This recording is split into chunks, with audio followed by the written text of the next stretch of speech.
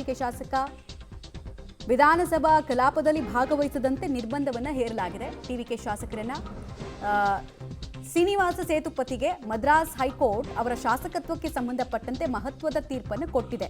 1 ಮತಗಳ ಅಂತರದಿಂದ ಇವರು ಗೆದ್ದಿದ್ರು, ಸೇತುಪತಿ ಅವರು ಗೆದ್ದಿದ್ರು. ತಿರುಪತ್ತೂರು ವಿಧಾನಸಭಾ ಕ್ಷೇತ್ರದ ಶಾಸಕರು ಸೇತುಪತಿ. ಬಟ್ ಇದೇನಾಗಿದೆ ಪ್ರಕರಣ ಅನ್ನೋದನ್ನ ಹೇಳ್ತೀವಿ ನಿಮಗೆ. ಹೈಕೋರ್ಟ್ ಆದೇಶ ಪ್ರಶ್ನಿಸಿ ಸುಪ್ರೀಂ ಕೋರ್ಟ್ನ ಮೊರೆ ಹೋಗಿದ್ದಾರೆ ಸದ್ಯಕ್ಕೆ ಇವರು ಸೇತುಪತಿ ಅವರು. ಬಟ್ ಇದು ಪೂರ್ತಿ ಡಿಸೈಡ್ ಆಗೋ ತನಕ ನೀವು ಬಂದು ನಿಮ್ಮ ವೋಟಿಂಗ್ ಪವರ್ಸನ್ನು ಚಲಾವಣೆ ಮಾಡೋಂಗಿಲ್ಲ ಅಂತ ರೂಲ್ ಬುಕ್ ಪ್ರಕಾರ ಸ್ಪೀಕರ್ ಆದೇಶವನ್ನು ಕೊಟ್ಟಿದ್ದಾರೆ. ವಿಶ್ವಾಸ ಮತಯಾಚನೆಯಲ್ಲಿ ಭಾಗಿಯಾಗ್ತೀನಿ ನಾನು ಅಂತ ಅವ್ರು ಕೋರಿದ್ದನ್ನು ಸ್ಪೀಕರ್ ರಿಜೆಕ್ಟ್ ಮಾಡ್ತಾ ಇದ್ದಾರೆ ಅನ್ನುವಂತಹ ವಿಚಾರ ಕೂಡ ಗೊತ್ತಾಗ್ತಾ ಇದೆ. ಇವ್ರ ವಿಚಾರದಲ್ಲಿ ಏನಾಗಿತ್ತು ಅಂದರೆ ಪೋಸ್ಟಲ್ ವೋಟಿಂಗ್ ಸೇಮ್ ನಮ್ಮ ಶೃಂಗೇರಿ ಶಾಸಕರ ವಿಚಾರದಲ್ಲಿ ಟಿ.ಡಿ. ರಾಜೇಗೌಡ ಮತ್ತು ಜೀವರಾಜ್ ಅವರ ವಿಚಾರದಲ್ಲಿ ಏನು ಗೊಂದಲಗಳು ಏರ್ಪಟ್ಟು ಆಮೇಲೆ ಮರುಮತ ಎಣಿಕೆ ಆಯಿತು, ಅದೇ ಥರದ same scenario DMK versus TVK ವಿಚಾರದಲ್ಲಿ ಕೂಡ ಆಯಿತು. ಹೈಕೋರ್ಟ್ಗೆ ಅರ್ಜಿಯನ್ನು ಸಲ್ಲಿಕೆ ಮಾಡಿದರು DMKಯ ನಾಯಕ. ಆಮೇಲೆ ನಾನು ನೆಕ್ಸ್ಟು ಆದೇಶ ಕೊಡೋ ತನಕ ಸದ್ಯಕ್ಕೆ ಅವ್ರ ಶಾಸಕತ್ವ ಅಸಿಂಧು ಆಗಿರುತ್ತೆ ಅಂತ ಹೈಕೋರ್ಟ್ ಅಲ್ಲಿ ಹೇಳಿರೋದ್ರಿಂದ ಇವ್ರಿಗಿರುವಂತಹ ಶಾಸಕರ ವೋಟಿಂಗ್ ಪವರ್ ಏನಿದೆ ಅದನ್ನು ಸದ್ಯಕ್ಕೆ ತಾತ್ಕಾಲಿಕವಾಗಿ ತೆಗೆಯಲಾಗ್ತಾ ಇದೆ. ಅಂಚೆ ಮತಗಳ ಎಣಿಕೆ ಪ್ರಾಸೆಸ್ನಲ್ಲೇ ತಪ್ಪಾಗಿದೆ ಅನ್ನೋದನ್ನು DMK ಆಗಿನ ಶಾಸಕರು, ಈಗ ಸೋತ ಅಭ್ಯರ್ಥಿ, ಸೊ ಅವರು ಕೋರ್ಟ್ ಮೂಲಕ ಅಪೀಲ್ ಆಗಿದ್ರು.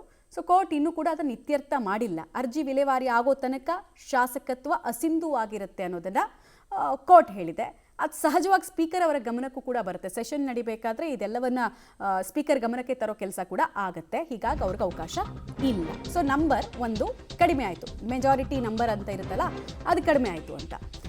ಇನ್ನೊಂದು ಕಡೆಗೆ AMMK ಇಂದಲೂ ಕೂಡ ವಿಜಯ್ಗೆ ಬೆಂಬಲ ಘೋಷಣೆ ಆಗಿದೆ. AMMK ಶಾಸಕ ಕಾಮರಾಜ್ ವಿಜಯ್ ಪರ ಮತವನ್ನ ಚಲಾಯಿಸ್ತೀನಿ ನಾನು ಅಂತ ಹೇಳ್ತಾ ಇದ್ದಾರೆ.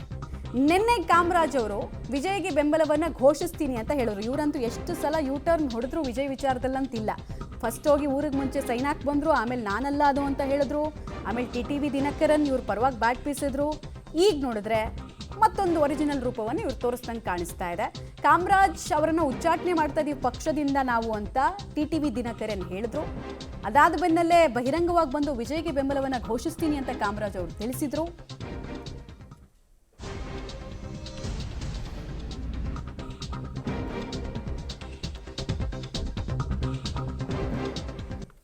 ಏಕೈಕ ಶಾಸಕನನ್ನ AMMK ಪಾರ್ಟಿ ಹೊಂದಿತ್ತು. ಈಗ ಆ ಶಾಸಕರು ಕೂಡ ವಿಜಯ್ಗೆ ಸಪೋರ್ಟ್ ಮಾಡೋದ್ರ ಮೂಲಕ ಅಣ್ಣಾ DMK ಮತ್ತು TTV ದಿನಕರನ್ ಇಬ್ಬರಿಗೂ ಕೂಡ ಬಿಗ್ ಶಾಕ್ ಕೊಟ್ಟಿದ್ದಾರೆ. ಡೀಟೇಲ್ಸ್ ಕೊಡ್ತಾರೆ ಶಬೀರ್. ಈ AMK ಶಾಸಕರದಂತೂ ಎಷ್ಟು ಸಲ 360 ಡಿಗ್ರಿ ಯೂಟರ್ನ್ ಹೊಡೆದ್ರು ಅಂತಂಗಿಲ್ಲ. ವಿಜಯ್ಗೆ ಚಮಕ್ ಕೊಟ್ಟರು, ಆಮೇಲೆ ನಾಪತ್ತೆ ಆಗೋ ರೀತಿನಲ್ಲಿ ಮಾಡಿದ್ರು, ಆಮೇಲೆ ಸೈನ್ ಕಾಣಿಸ್ತು, ವಿಡಿಯೋ ಕಾಣಿಸ್ತು, AI ಅಂದರು. ಹೀಗೆ ನೋಡಿದ್ರೆ ಬೆಂಬಲವನ್ನು ಘೋಷಿಸಿದ್ದಾರೆ ಅಂತ. ಒಳ್ಳೆ ಶಾಸಕರು ಅನ್ನೋದಕ್ಕಿಂತ ಒಳ್ಳೆ ಆಕ್ಟರ್ ಇವರು ಅಂತ ಅನ್ಸುತ್ತೆ. ನೋಡಿ, ರಾಜಕೀಯದಲ್ಲಿ ನಂಬರ್ ಗೇಮ್ಗಳ ಸಂದರ್ಭದಲ್ಲಿ ಈ ರೀತಿಯಾದಂತಹ ಬೆಳವಣಿಗೆಗಳು ಬಹಳಷ್ಟು ಕ್ರೂಷಿಯಲ್ ಆಗುತ್ತೆ. ಪ್ರತಿಯೊಂದು ಶಾಸಕರ ಬಲವೂ ಕೂಡ ಇಂಪಾರ್ಟೆಂಟ್ ಆದಂಥ ಸಂದರ್ಭದಲ್ಲಿ ಈ ರೀತಿಯಾದಂಥ ಹೈಡ್ರಾಮಾಗಳು ನೋಡಲಿಕ್ಕೆ ಸಿಗುತ್ತೆ. ಕರ್ನಾಟಕದಲ್ಲೂ ಕೂಡ ಇದೇ ರೀತಿಯಾದಂಥ ಹೈಡ್ರಾಮಾಗಳು ಭಾಳಷ್ಟು ನೋಡಿದ್ದೀವಿ.